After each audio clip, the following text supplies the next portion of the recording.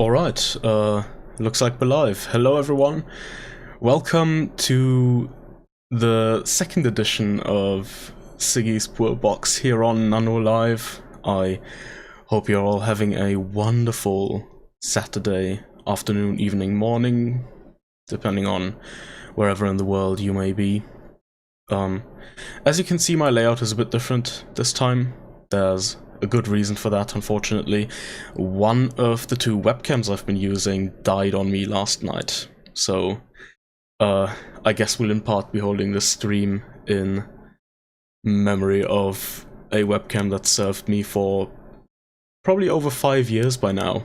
I'm definitely gonna have to get a new one, but unfortunately it wasn't possible on such short notice. Alright, looks like we've already got a few people in chat. I see Gisela, I see both Gabrielos. Hello everyone, I see Forgotten Brew. How is it going? Speaking of brews, I've got something brewing today. As you might have guessed from the thumbnail and the announcement and the newsletter, I'm going to be drinking some 2014 Yiwu Gushu today. Sounds good, doesn't it? I'm excited, and I hope you are as well. As always, if you have the same tea, I'd be happy if you can join me in drinking. If you don't, feel free to drink anything related or even entirely unrelated. We're all about having a good time here, spending some time together, having fun. I, for my part, have already heated up my water. I've got my bit of tea ready here. I hope you can all see it. It's a bit difficult to make out here. Don't worry, I'm gonna show you a proper product picture of it as well. So first thing we're gonna do today is get right into it and take a look at the leaves, because I'm quite thirsty and I really want to start drinking, to be honest. So here's what the Bing looks like. As we can see, for those of you that remember my stream from last month, the Jingmai that we looked at, I'd say the leaves on this one are a bit larger, which is nice. Once again, the leaves look quite intact, no small bits and pieces, and it seems to be a good mix of leaves and buds, so we should be expecting a fairly balanced tea in that regard. Alright. I hope I'm not being a bit too quick today. Like I said, I really just want to start drinking this, so let's all get ready at our own pace. I'm gonna fill my leaves into the pot now. Gonna try not to spill too much. Unfortunately, I can't show you that right now, since my other camera stopped working and all. But here we go. I've already preheated the pot, so it's warm now. I'm gonna put the lid on real quick, shake it around a bit. Wait for a few of those aromas to unfold, and then we're gonna have a smell. We're gonna see what the aromas on the dry leaf are like when it's in the preheated pot, because that's usually where you can get some good aromas. Alright. So once again, it's 2014, it's spring. As we saw earlier, it's a stone-pressed tea. Everything's nice and whole. It's small production. And what am I getting smell-wise? I'd say up front, I'm getting some fruits. Probably mostly in the vicinity of some sort of red berry. But underneath that, I'm getting a note that I've found or started finding more regularly in various Yiwu productions that have a bit of age on them. Not the, like, really mature, far-aged ones, but the ones that I'd consider, like, semi-aged or just starting the aging process. Obviously it depends on like storage conditions, etc. But in this particular tea, I'm getting a fairly sweet tobacco leaf type smell. This is something I've gotten from other Yiwu teas, such as, for instance, a somewhat conservatively stored 2006 CNNP Yiwu Big Green Tree. The 380 gram version in particular. I'm not familiar with the 357 gram version, unfortunately, but you can also find this sweet tobacco note there, and it's starting to become one of the characteristics I'd personally associate with a Yiwu tea with a bit of age on it. So, to our dear viewers, are any of you already drinking some tea? Are any of you drinking this exact same tea, perhaps? I'm currently in the middle of decanting the rinse, and now I'm gonna give it a smell. For those of you that want to see it, here is what it looks like. The camera angle for this is really difficult. I hope I'm not gonna spill tea all over my keyboard, because that would be kind of problematic. Ah, nice. I'm still getting that same red fruit note. The tobacco note seems even sweeter than in the dry leaf, but there's a bit more going on there.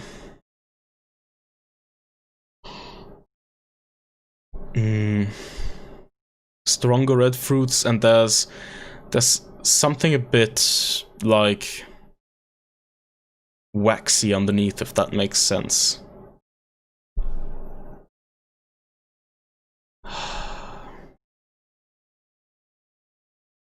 Alright, Gabriel is having the 2013 Nannuoshan Gushu. Also a nice choice. Nannuo is always a good area. And I'd like to drink more tea from Nannuo soon. Hopefully we'll be able to in the future. Very nice smelling liquid. Alright. I'm gonna pour this out real quick, and then let's smell the wet leaf too, because that's usually what everyone goes by, and that's usually the most intense, and who would have thought it's the same in this tea. Ah, wonderful. Really, really intense fruit note.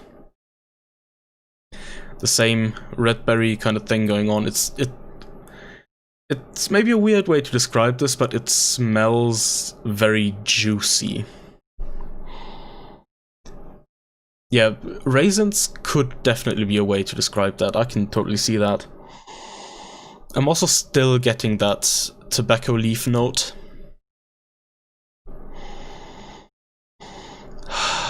But that bouquet of red fruit type flavors is really predominant. It might even be a mix of like different berries and whatnot.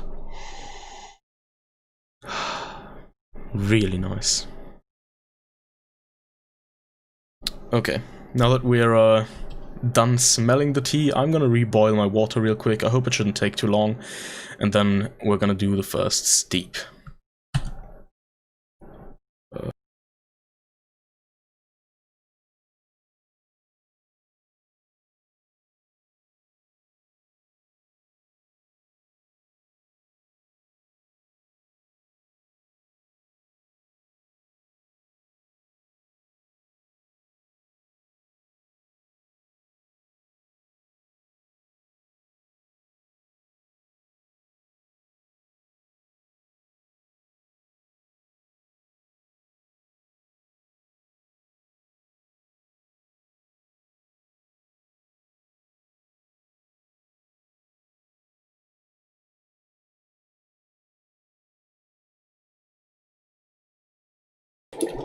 Alright, there we go. My water finished boiling. I'm gonna decant this now, let it sit for a moment. As always, I'm going with my typical teapot here that I've also used the last time. This is about 120 milliliters with the Duan Juni. I'm doing about 7 grams of this tea, and we're gonna wait until it feels about right, which tends to be somewhere between 30 and 45 seconds.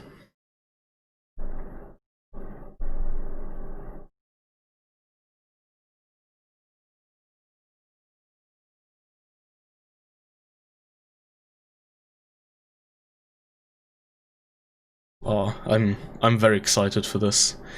I have tried this tea once before, and so far it's been one of my favorites.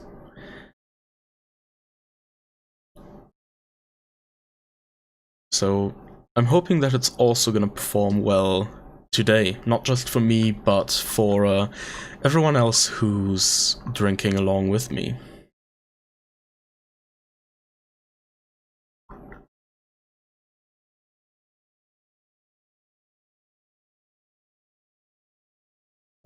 Alright, there we go. First steep is done.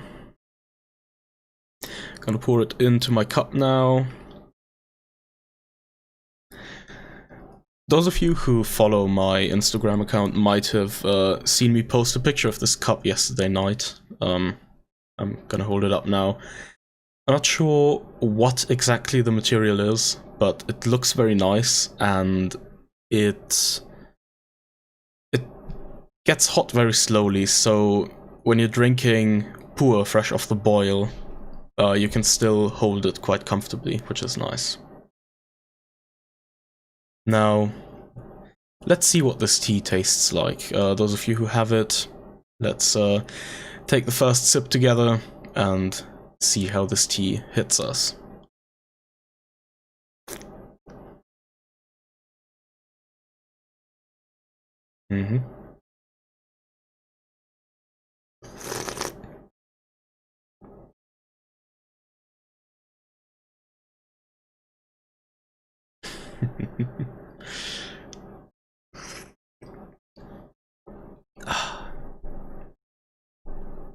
It's good.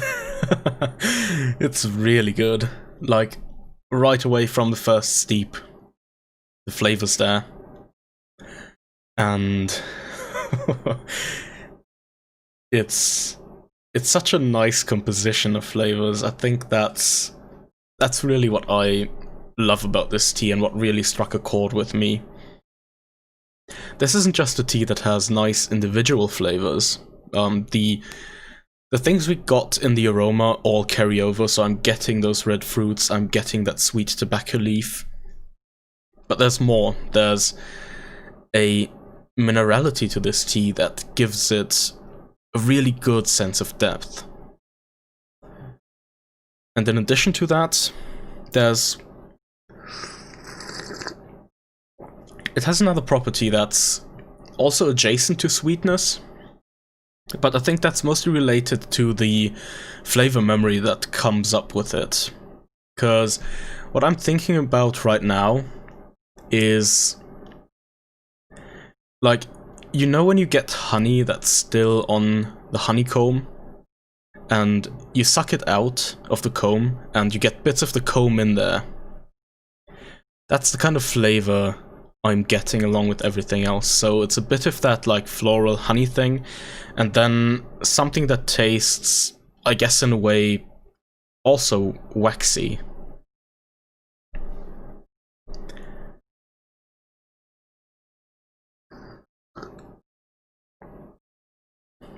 And this kind of waxiness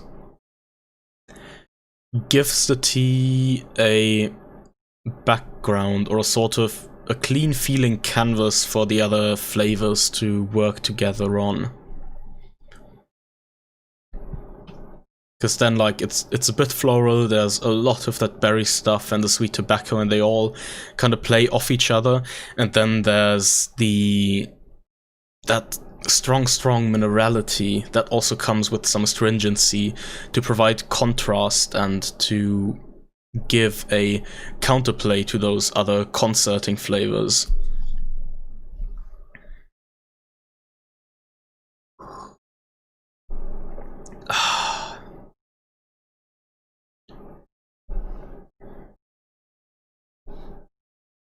I'm gonna wait for a moment before I take the next sip, because it's also important to consider the lingering taste of the tea. Not just like one way I tend to describe flavors are when exactly they take place in your mouth, because there's like a flavor you get right as the tea hits your tongue. There's a flavor you get when when the tea stays in your mouth. Then there's an immediate aftertaste right as it leaves your mouth, and then there's a lingering taste, what stays on your tongue after you've swallowed the tea.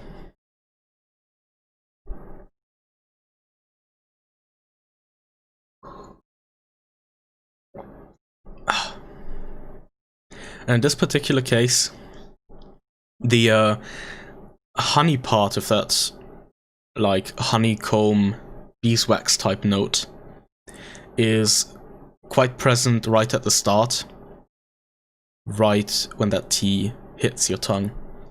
After that, those red fruits, those berries, really come out, and that tobacco leaf note develops alongside with it, while the honey note itself becomes more subdued, but the waxiness of that particular aspect comes out more.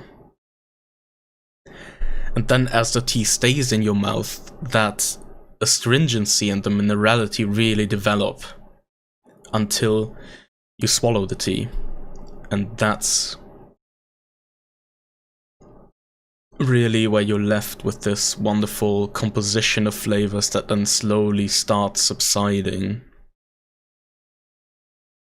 And right at the end, in the lingering taste, I'm getting a tiny hint of that vegetal savoriness that so many young Pu'ers tend to have. In here, it feels more like a memory of sorts. It remembers that it once was a young tea and that there once was a lot of youth, but it's already on its way towards maturity, if that makes sense.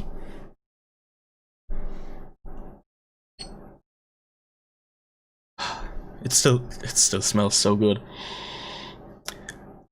Gisela says that she has a Yiwu 2011 from a 50-gram cake. That's tiny. But what does that one taste like?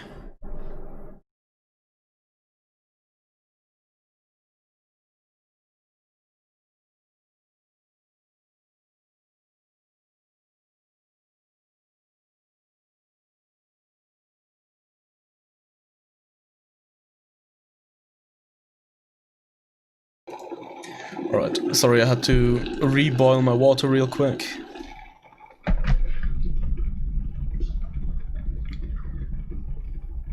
Shortly before the stream, I also went over the product description for this tea on the Nannuoshan page, and I do have to say the descriptions on the Nannuoshan website always have this, like, slight hint of poetry to them, in a way, which I really appreciate.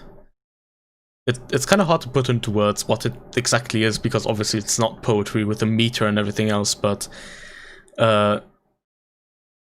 it's maybe some colorful language, but in a very positive way. Like, this tea in particular had a line at the end of its description about using it to take a break from urban life, and with the way this tea is developing and at the stage it's currently in, I can totally see that. it gives you so much in terms of flavor that it kind of takes you out of whatever current situation you're in, and really sort of demands that you pay attention to it and that you let these flavors interact not just with each other but also with you.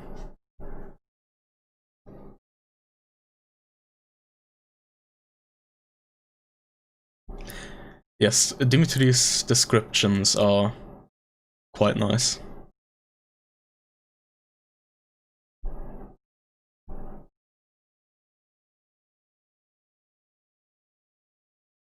Alright, second steep, still going. I focused a lot on the flavor for this first steep because it, like I said, it demands attention. It's kind of the first thing you have to remark about when you drink this tea. There's really no other way, for me at least, because it really is its like predominant feature. The flavor is so interesting that it kind of just captures your attention.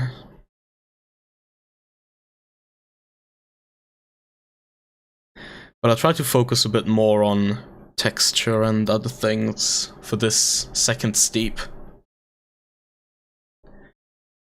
Because, while the flavor is remarkable, the other properties of the tea should of course not be forgotten about.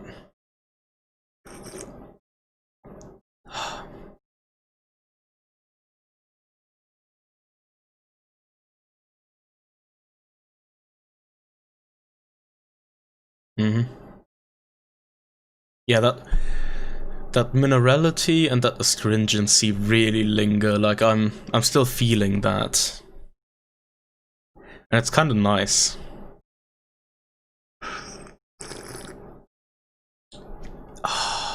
Ooh. The steep is even more intense flavor-wise, but I've already talked at length about the flavor. I need to focus on other things. Give me just a moment, please.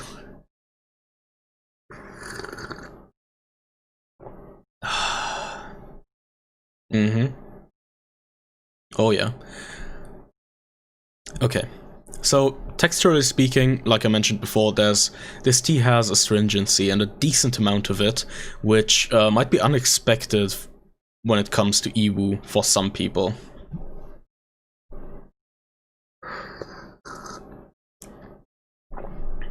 Now, if we're talking about like the body and the mouth feel of the tea, it's quite viscous, not like extremely so.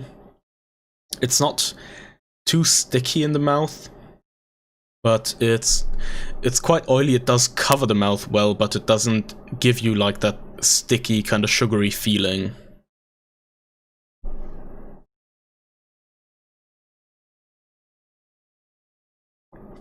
And given its, yeah, I'd say complex flavor profile, it actually goes down very well. And that is something that I think is quite common with teas from Yiwu, regardless of whether they're the more softer or pleasant ones or the more quote-unquote challenging ones. They all go down really well. I'm not exactly sure what that, like, quality is. In German, I'd probably call it süffig. In English, it's more like drinkable, quaffable, potable, something like that. But many teas from Yiwu, in my experience, tend to have that quality to some extent, which might not be as true for teas from other areas. If we, like, Jingmai is also quite drinkable and pleasant to drink, but I'd say it doesn't have the same kind of, like, it doesn't give you that exact same feeling as Yiwu. That's, I think, where the two differ in some ways. And teas from Linsang or Bulang also don't tend to be as drinkable when they're young. Not in terms of like whether you can drink them, but in terms of this particular characteristic of the tea where it goes down quite easily. But Bulang in particular, Bulang or Manghai area teas can develop it as they age, depending on storage conditions, of course.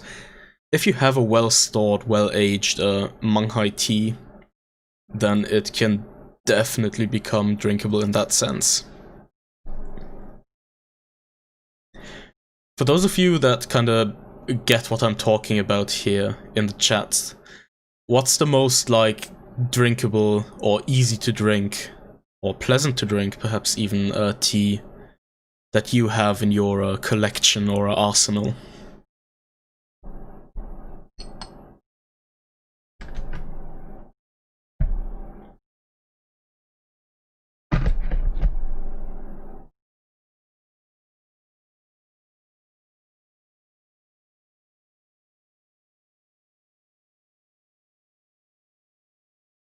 Alright.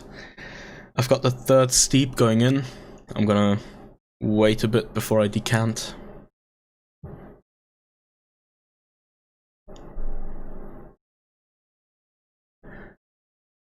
Yeah.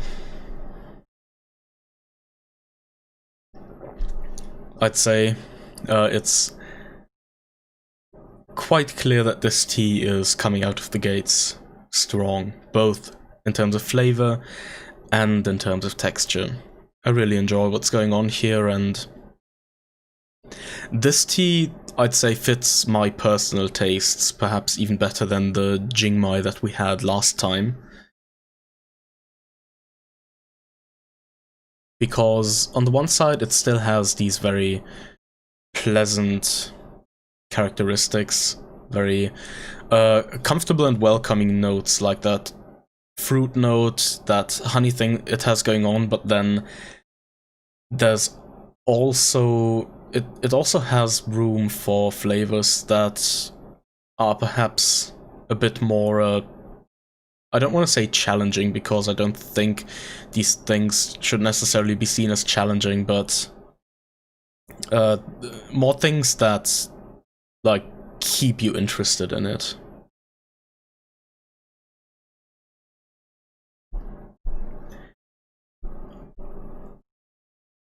Maybe in some way this could also be a good...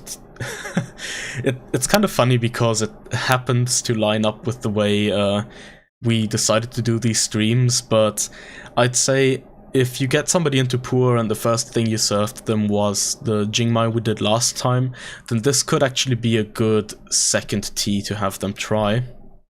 Because it's similar in a way, where aspects of it are quite approachable, but then it has more. It has a lot of things beyond that accessibility. And perhaps if you show somebody a tea like this early on into their tea drinking career, it might make them realize the, like, potential that tea has.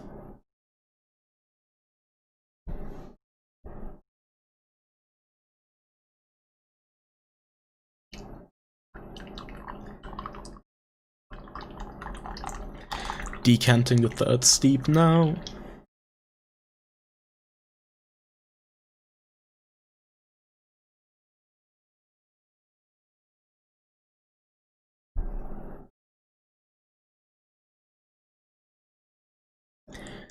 Gabriele remarks that the most drinkable tea for her so far was a Manghu Dashreshan Hongcha Gushu. That does sound very approachable too. What was that one like? Third steep going in.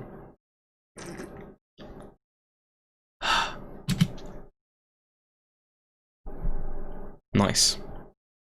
Just really nice.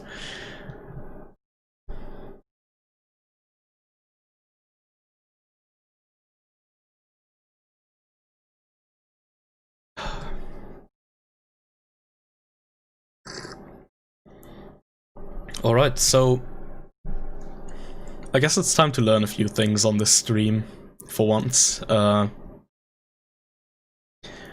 Let's talk a bit about Yiwu, since that's where this tea is from, and Yiwu is an area with a rather rich history that also just happens to be a personal favorite of mine.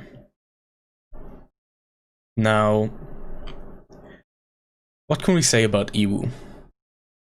Yiwu is in Mangla County, which is the easternmost county in Xishuangbanna. Overall, it's a pretty large area, so I'd compare it to something like Linzang or similar places, rather than individual villages or mountains. Yiwu has a lot of famous tea gardens, so nowadays, like I just mentioned, it tends to be split into various villages and mountains, and while of course there's a lot of tea out there that still has the Yiwu nomenclature, many of the teas there tend to be single origin productions that also have like a different denominator other than just Yiwu to them. Examples of this would, for instance, be a tea from the Mahe village, or a tea from villages like Guafangjai, which I think has also garnered a bit of a reputation here in the West nowadays. Yeah, historically speaking, Yiwu has always been a relevant place for Pu'er tea, because back in the day, it used to be the distribution center for tribute tea to the emperor. All of the tea from the eastern 6 famous tea mountains would be gathered there and sent off to Beijing.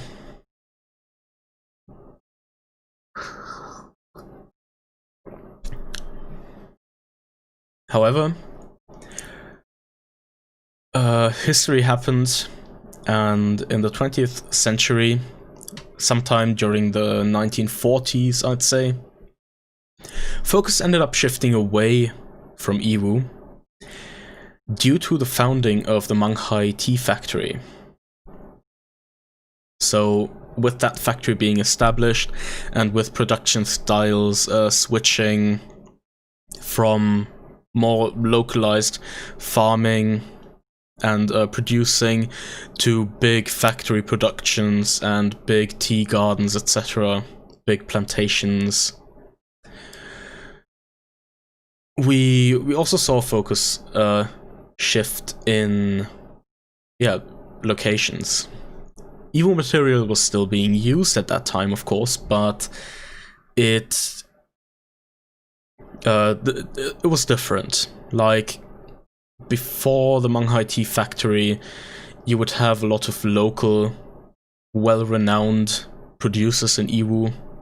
Factories like Tongqinghe and Tongqinghao and Songpinhao.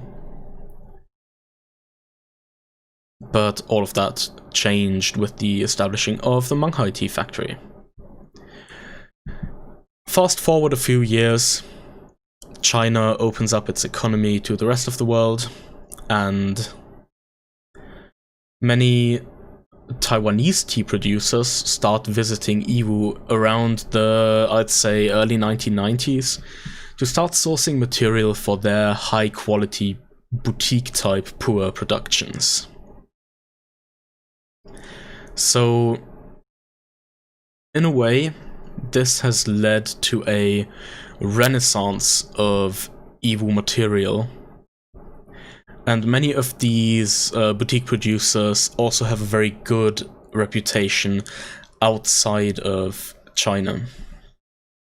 Many of them are fairly big names in the Western Pu'er scene, and I'm sure many of you have already heard of several of those brands.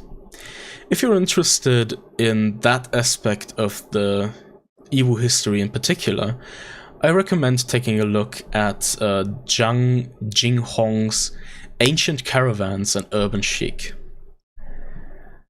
it's a very good and very interesting sort of historical, sort of anthropological book that outlines the these Pu'er trends, in particular with respect to the Yiwu area and these Taiwanese producers.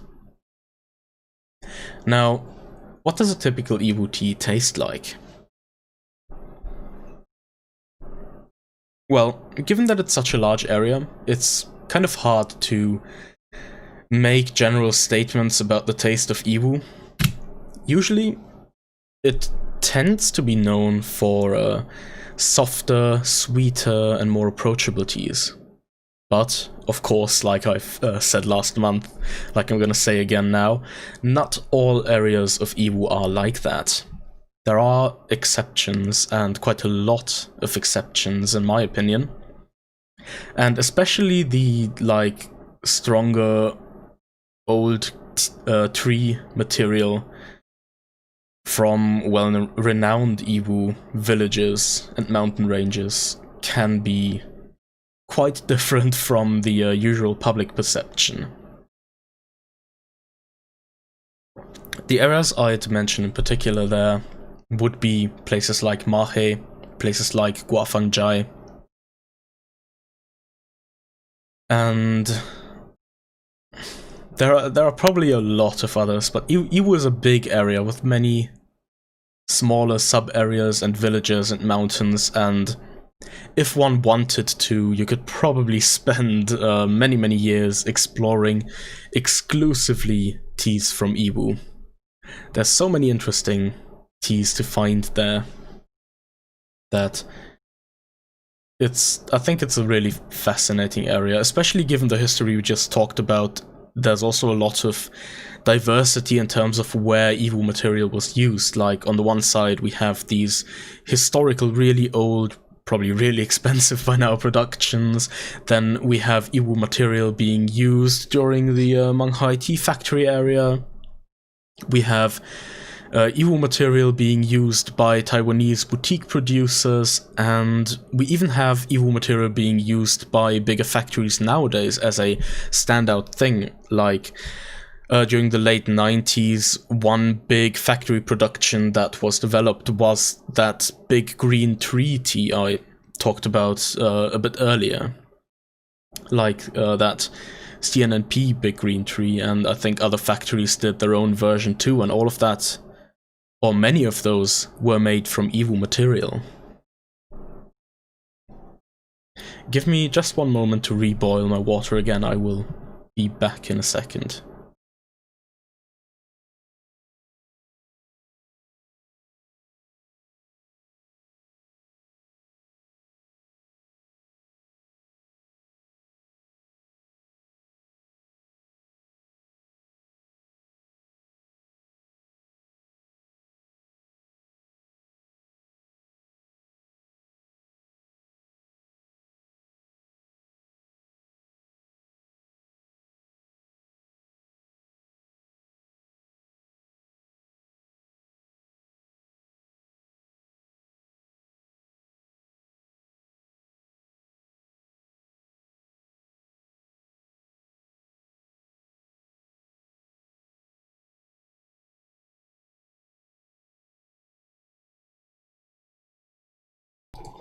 Alright, there we go. My water is boiled. I'm gonna do another steep, because I really like to drink this tea, and I want to drink more of it.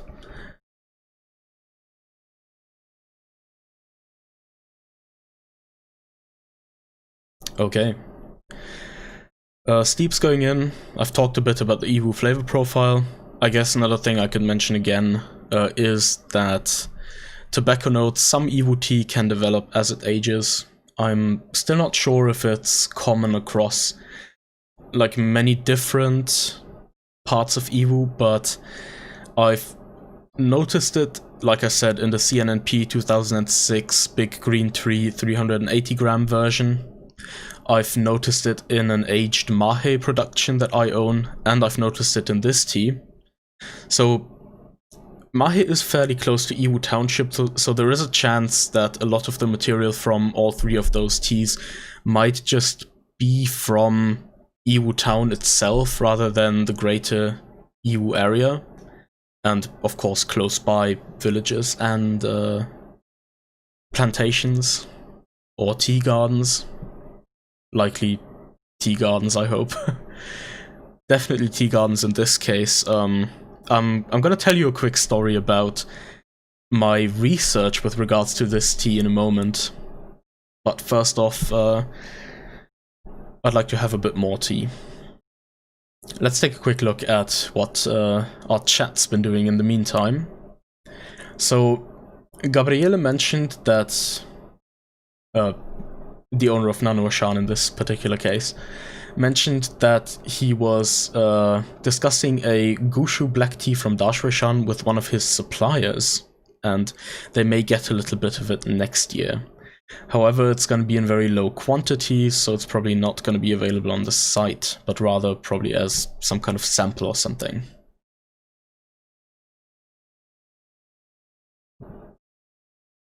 And then Gisela is having a candlelit tea session because the lights in her kitchen broke, which is also unfortunate. But, I mean, candlelit sessions also do sound like fun.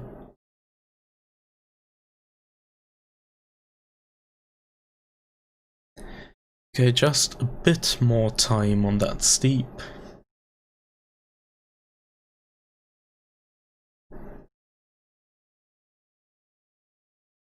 And we'll be good to go.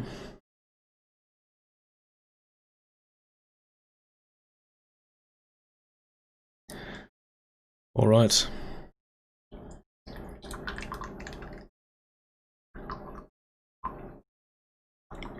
I'm decanting now.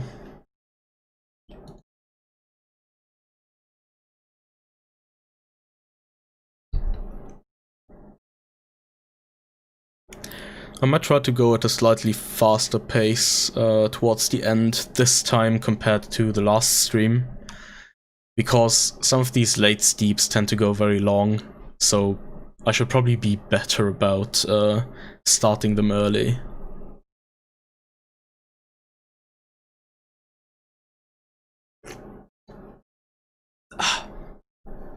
Yeah, this is still nice. So far it hasn't gotten weaker at all. Texturally, I'd say it has even been improving across all of these steeps. It's quite viscous now. The astringency has also gotten a bit stronger, which not everyone would necessarily like, but I think is definitely a good thing in this particular case. I think... So, most of the time, the way I see sort of flavor compositions in Pu'er is that there needs to be some kind of contrast that needs to come together to create a good overall experience. Most of the time, on the one side of those contrasts, you have your sweet flavors. That would be fruit flavors, that would be floral notes, or it could even be something like a more generic sweetness like sugar, or then, excuse me, some kind of honey note. Now, if you have a lot of these flavors, they can get quite heavy. Of course, you can have a light kind of sweetness with various individual notes, but there's a tendency that these sweet notes tend to escalate each other in a way, and they need something to keep them in check. Now, there's various flavors that can do that. The baseline for most Pu'ers, I'd say, would be bitterness in this case. Bitterness counteracts sweetness in a fairly good way. Or, I guess counteract isn't really the exact word, because it's not like they're fighting or anything, but bitterness makes it so the sweetness doesn't become overwhelming, and there's something else going on that provides that much needed contrast. Other ways to achieve that contrast are things like the minerality we get here, or the astringency we get here. This isn't really a bitter tea by any means, but it's got plenty of minerality and astringency to still keep things balanced. Now, you can also have notes in your tea that don't really fit either side of this contrast spectrum, and those are usually the notes I tend to see as providing a sort of backdrop for the other flavors, or maybe a canvas. In this particular case, this would be the waxy aspect of that honeycomb note. In other teas, these can be various types of savory notes, for instance, or things like earthiness. In a certain way, now I'm by no means an oolong expert or anything, but the roastiness of some roasted oolongs, I think, can serve a similar function when it comes to putting together the flavor composition of a certain tea, where it provides a backdrop for the other flavors to work on.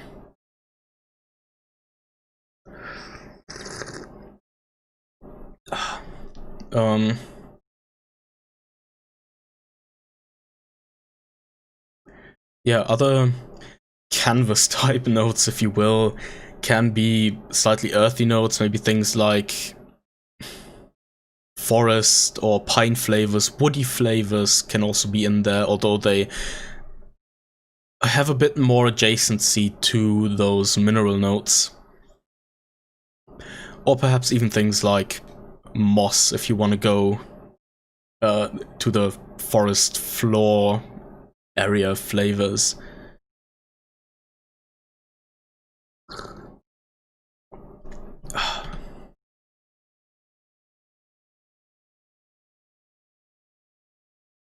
Okay, I'm gonna start the next steep right now, because if I don't, I'm gonna forget about it again.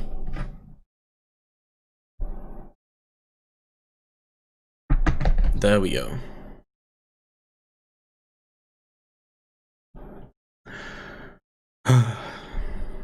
Yeah.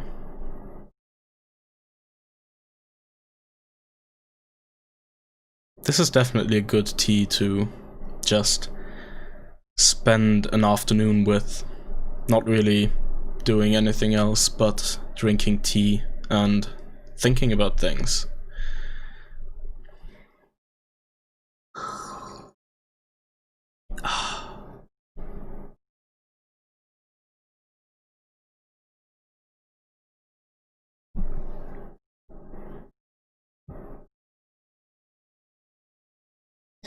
So,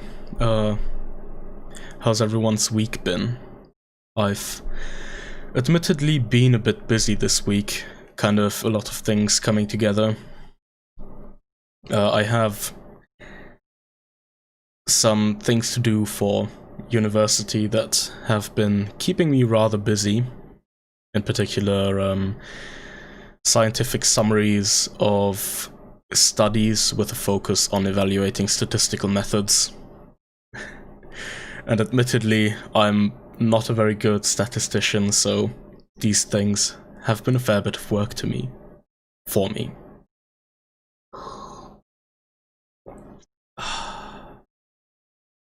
But now I'm here and I'm drinking tea and I'm able to relax, so that's nice.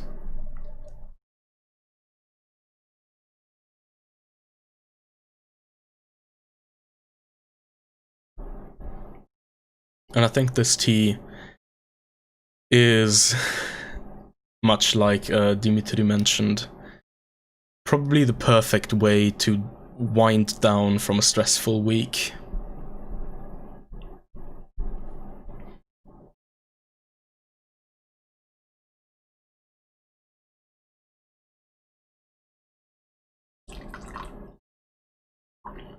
And how big is the Yiwu area? That's a very good question. To be honest, I don't know how many, like, square kilometers it is or anything, but it's essentially almost the entire east side of Mangla County.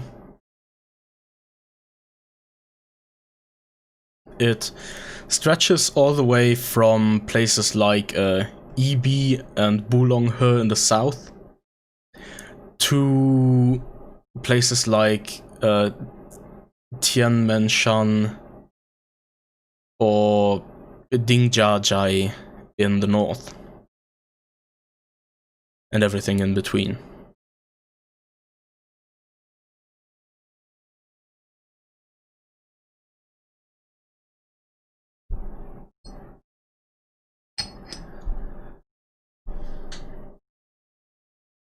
Okay.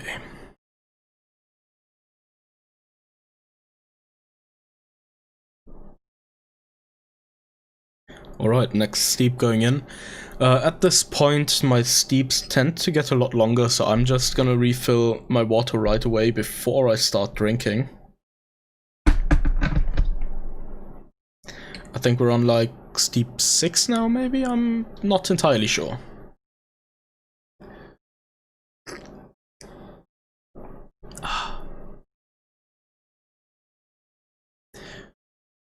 Yeah, Forgotten Brew statistics. I have a difficult relationship with statistics because I think it's good to know statistics and to understand what certain studies can or can't tell you depending on what their findings are and their statistical evaluations. But it's not easy to learn, and it can be very dry. But at the same time, it just helps to know, because it makes certain parts of these studies more interesting and valuable to you.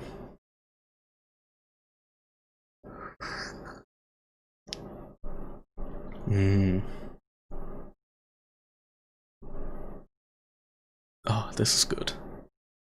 Gabriele also seems to be on steep number 6, so we might be lined up here in terms of time.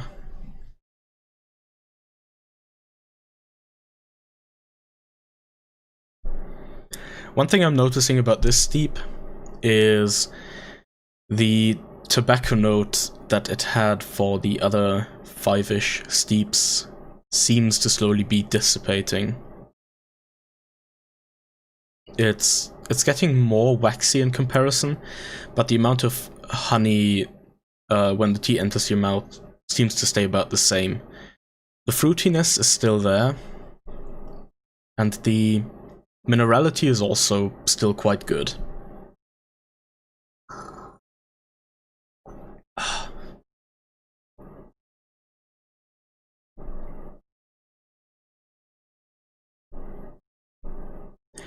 Yeah, exactly. Forgotten Brew mentions that you shouldn't trust any statistics that you haven't forged yourself. And yeah, I guess that's not wrong.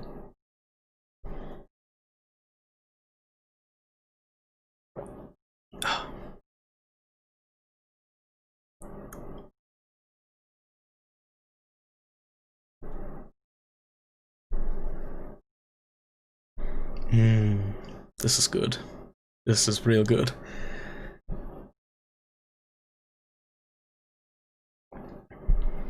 Alright. Now, while this next steep is going, I'm gonna tell you a quick story about some of the preparation I did for this stream. Now, the way I usually research a tea that I find on any vendor's website is that I try to see if any of the product pictures have, for instance, a QS code in them. These QS codes are usually production licenses that are issued by, I think, some branch of the Chinese government,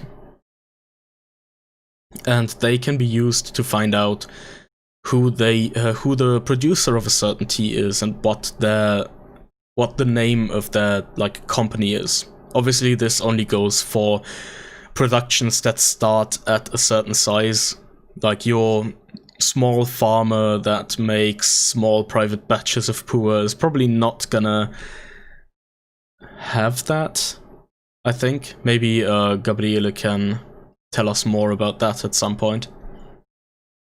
But it's usually a good starting point because it gives you some information about who made your tea. So, as I usually do that, I also did it with this Yiwu tea. Because, as some of you might have noticed, the product pictures of this tea do contain a QS number on the tea's wrapper. So I took that QS number, I typed it into a website where I can look up these licenses. I found the name of a tea factory on there, and I looked up that tea factory on Tmall, on Taobao, and on Baidu. I managed to find that producer's website. So while I trawled through this Chinese website, trying to find this particular tea, because I was really curious, it was nowhere to be seen. And I kind of started feeling like something might be up there. Maybe I went wrong in my research. So I sent Gabriele a message, because he's the one who found the tea. He probably knows more about it. And I went to him, and I told him, hey, yeah, I'm researching this tea. Can you tell me anything about it? And I was like, yeah, so I tried looking up the QS code that I found on the wrapper on the homepage,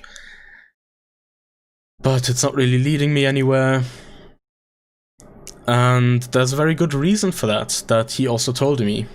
Now, this particular tea was directly sourced by an acquaintance of Gabriele, the I think either owner or proprietor of a tea shop that he has a fairly good and long relationship with. And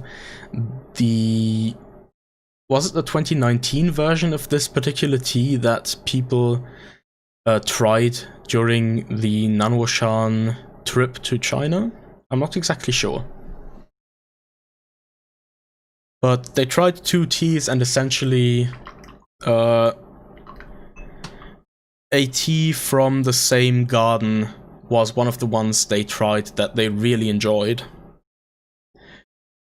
So this is more or less a Nannuoshan customer pick. Now, unfortunately, I think the 2019 version that they tried wasn't available anymore at the time, but the producer sent them a 2014 version of that tea from the same garden. And that's the one I am drinking today. And the whole story with this tea is it's a really small harvest from a small garden, and the owner of that tea shop basically just used some wrappers she had to wrap that tea after it was stone pressed. So in this particular case, you should definitely not judge a book by its cover, because the tea that's in that wrapper has nothing to do with the wrapper itself, really. It was kind of just there to hold the tea. So, while it's often valuable to do your own research, it sometimes really can't replace getting info straight from the supplier. Even with systems like QS in place, things can be quite confusing, and you never really know what happens to your tea. So you need to ask the person who knows, which in this case was Gabriele, and by extension the owner of that tea shop he bought it from. Oh, I see. Okay, so the 2019 is still out there, but the cakes didn't dry fast enough at the time. I see. thank you for clarifying that.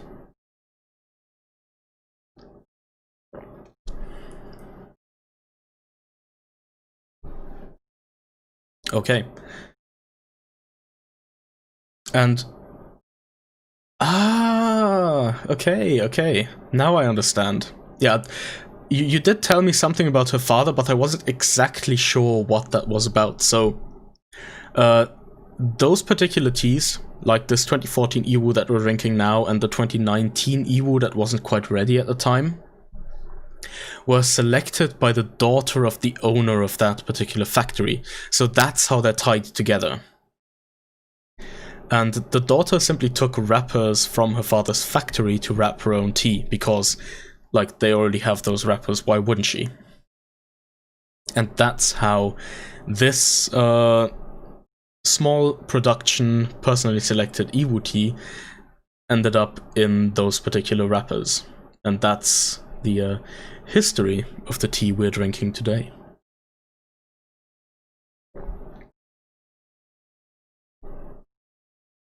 Oh, I forgot to pour in the next steep. Give me just a second.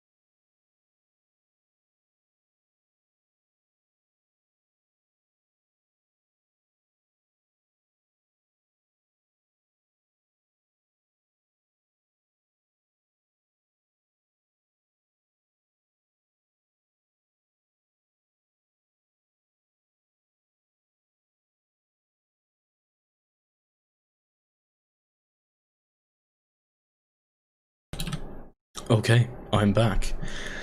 Gisela asks, what about Huegan? I didn't get much of it on that last steep, but I definitely got some of it from steeps like 1 to 5, I'd say.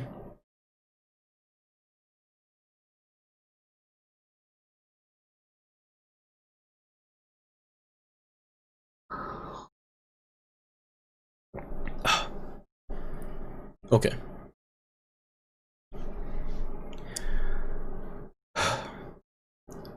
This is still a really nice tea.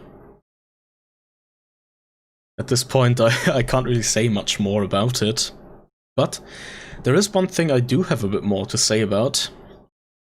Now, as most of you may know, we did a blind tea tasting live stream in October, which I think a lot of people enjoyed. So we decided to do another one. For those of you that have been paying close attention to the description of this video, you might have already noticed what I'm about to talk about, but we are going to have another blind tasting stream on the 9th of January. And you, our dear customer, can join us once more. Either as a viewer, as a participant in chat, or if you're so inclined, you could even join us on stream. Now, the way this is going to work is Gabriela is going to host the stream, and 3 viewers are going to participate. If you want to be on the stream, and you have a functional camera and a functional microphone, they can also both be in one device if you so desire, you will receive the blind tasting sample package for free. The 3 participants on the stream are going to play a guessing game with the samples that were provided. And whoever gets the most teas right will receive a €20 voucher for Nannuoshan. If you would like to pick up the sample package, there's a link in the video description. If you would like to join us, I'd say contact Gabriele and we'll get everything figured out. There might be a sort of pre-trial thing to see if we can get the stream setup and everything right, but that's mostly gonna be on me to figure out, and I'm gonna take care of that. I'm sure we're gonna make it work, and I think it's gonna be a lot of fun. Blind tastings are always really enjoyable, I think, both for participants and viewers alike. And maybe, if I have the time, I'll also participate for a bit. Now, if you're the type of person that really enjoys blind tasting and you want to do even more of it, Nannuoshan has an advent calendar. So all throughout the month of December, if you want to, you can do one blind tasting every day.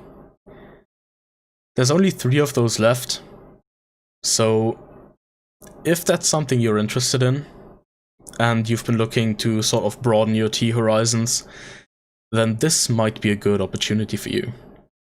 We've also got a link in the description for that one. I added that one a couple of minutes before the show started, so feel free to go check it out.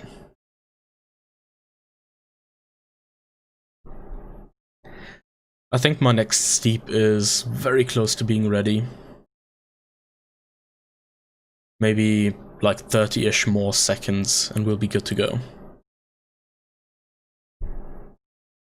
I think I'm gonna do maybe one more after this one. We've already been here for over an hour, and time has gone by quicker than I expected, I'm not gonna lie.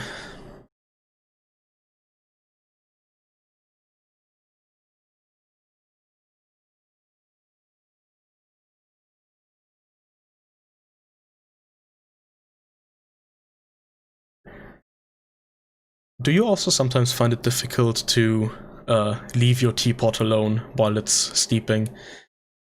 I don't know, I kind of have this innate desire to like touch it and play around with it, but it should really just sit still. Alright, time to decant.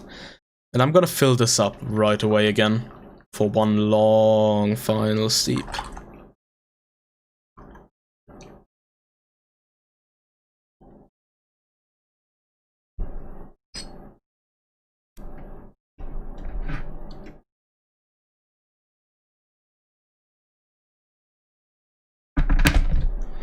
One thing I would kinda like to try with this tea is boiling it after the leaves are mostly spent. I do that with some teas from time to time, when I feel like I can get something nice out of them, and I really want those last few bits of flavor. So what I usually do there is I grab a small pot, not a teapot, an actual pot, and I fill it with maybe like 500-ish milliliters of water. I put my mostly spent tea leaves in and I leave it on the stove to boil for a few minutes. At some point, when the texture starts looking right, I decant that into a big mug. And then that's gonna be like my final long steep. I guess maybe you shouldn't call it a steep when you actually straight up boil the leaves. But oftentimes that will get you another way to experience that tea at the end of the session, which is nice.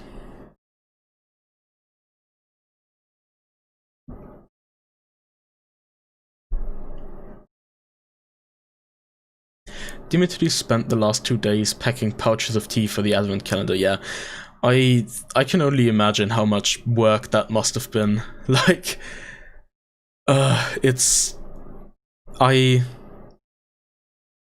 packed tea samples for some of my friends before, and especially when it comes to Pu'er, it's really annoying to do, not gonna lie.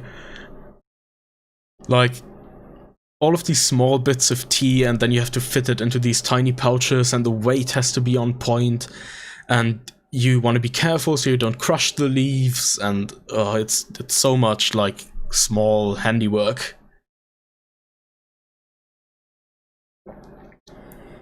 Of course, it's also a labor of love, because ultimately you're sending things you enjoy to people you like, so it's worth doing.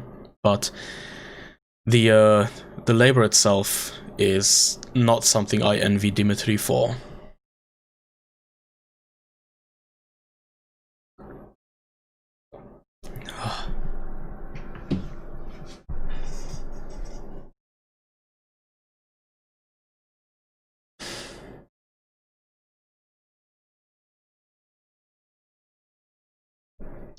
Yeah, it looks like we've got a few people in chat that have already ordered the advent calendar.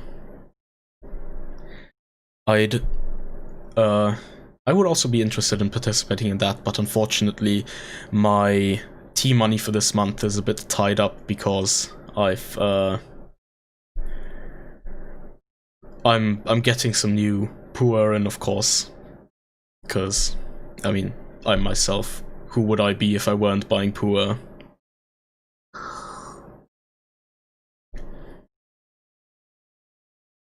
It's some really interesting stuff, though. I look forward to seeing what that's gonna taste like.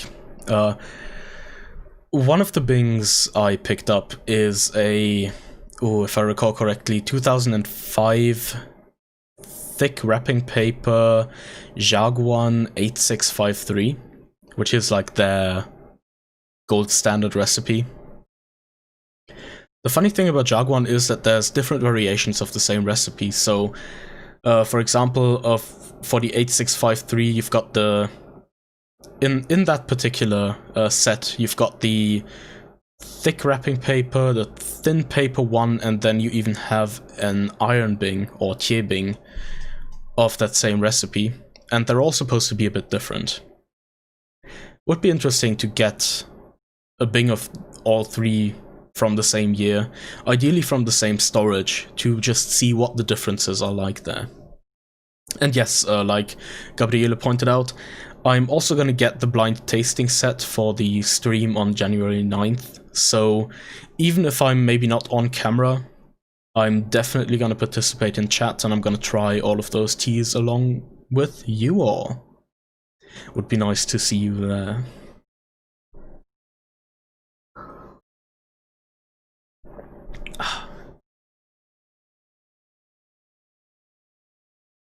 Okay, this final steep is still going. I've talked a bit about Jaguan. Yeah, one thing I'm still really curious about and excited for is more details on the upcoming Nannuoshan Pu'er project. It's still in the early stages, so I don't think there's much to say about it yet, but going by what I remember from that announcement, I think it's going to be very interesting and very educational.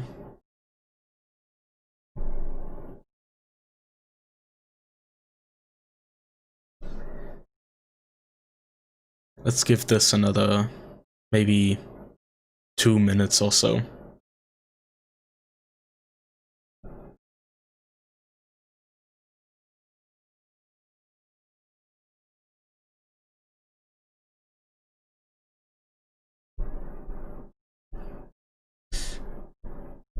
I should probably not be doing this because I'm about to burn my fingers, but sometimes I like to touch the teapot to check how hot it is on the outside. I don't really do this to like measure anything, I just do it because I want to.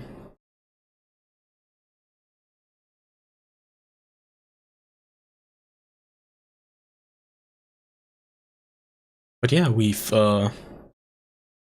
I think we've explored this 2014 Yiwu tea through a few different lenses today. We've looked at its flavor, We've looked at its textural properties. We've talked about its origin and my difficulties in understanding that particular aspect of it. We've talked about the way I research some teas I find in the wild. And we've went a bit into the history about the area this tea is from. I think, all in all, there's not a lot more to say about this tea, and while many more things could be said about various either properties of the tea or many things that relate to this tea in one way or another, sometimes it's also nice to just let the tea speak for itself. And when it comes to this particular tea, I'd say it's very much capable of speaking for itself.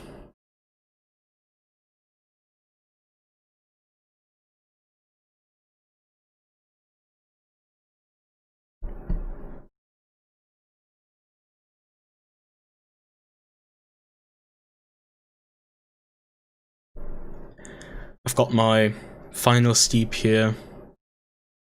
Once again, it's a bit unfortunate that I wasn't able to provide you with an overhead view today, but this will have to do.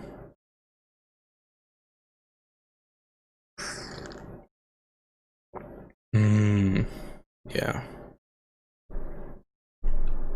By now, this is really soft and mellow. It could probably go on for another 1 or 2 steeps, but these steeps would be like half an hour long, and I don't think we're gonna be here for all that much longer. I'm just gonna slowly finish drinking this steep while we move towards the end of this particular event.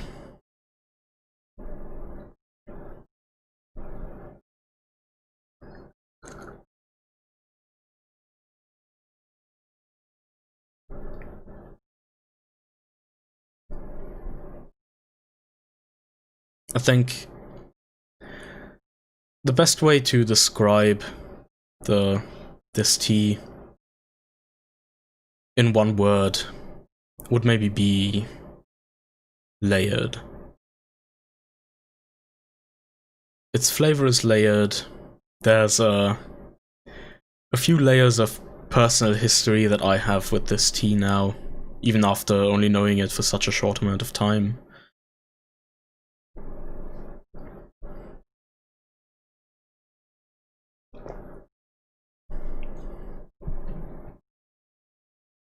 And all of these lenses we've looked through at this tea are also different layers of it, if you will.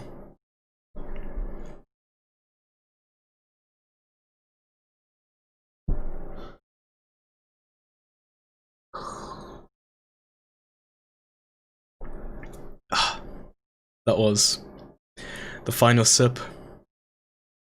This particular tea experience ends here for me, if you will.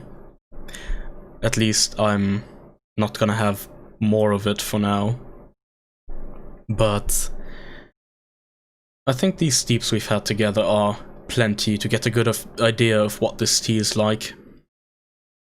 I hope I was able to deliver an enjoyable assessment of this tea to all of you, and I hope I got at least some of you interested in it. I do think it's very much worth trying, and if I had more of it, I think this is definitely a tea I could see myself returning to quite frequently. I'm especially excited to see where this tea goes as it gets older, because Yiwu tea tends to undergo some fairly significant changes, and I'd like to see where this is going to be in maybe another 15 years or so.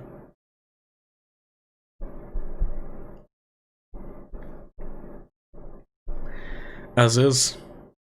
Like, I guess we've outlined today at great length, this is already a very nice and very fun tea. But I think there's more potential for it in the future. I think at one point, this is gonna taste perhaps definitely different, but perhaps even better than it does now. So, for those of you that are playing the long game when it comes to Pu'er and that have a satisfactory storage setup, maybe consider getting one of these bings. Maybe consider trying it once or twice a year to see how it's developing. And maybe in a few years, you'll have something very, very nice. I mean, let's not kid ourselves, it's already very, very nice, but maybe this tea is gonna change.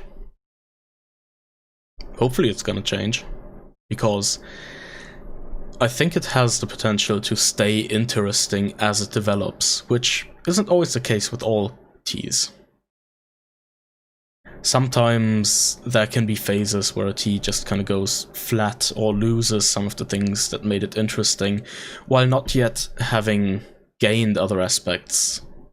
But I have a feeling that this won't be the case here. So, maybe this particular tea could become a long-lasting friend, if you will. Now, I've already told you about the blind tasting stream. I'm hopefully going to do another Pu'er stream at some point. I don't quite know when yet. With university and everything, my schedule is not particularly fixed, but hopefully I'll be able to bring you another stream soon. Hopefully we'll all meet again for yet another fun Pu'er session. And until then, I hope you are all gonna stay well. I hope you're all gonna keep drinking good tea. I think this is it from me today. I hope you had a good time, and we'll be back soon. This was NannuoLive with Sigi's Pu'er box, and I will see you the next time.